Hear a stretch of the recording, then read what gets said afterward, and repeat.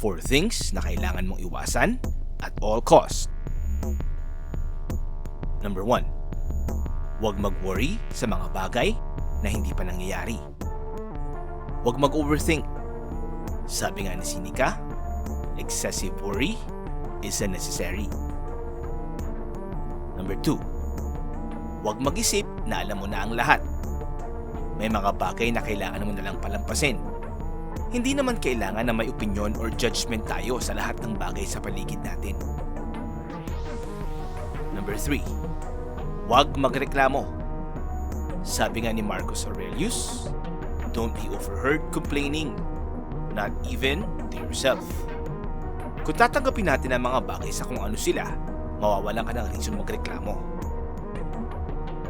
Number 4. Huwag masyadong magpaka-busy. Do one thing at a time.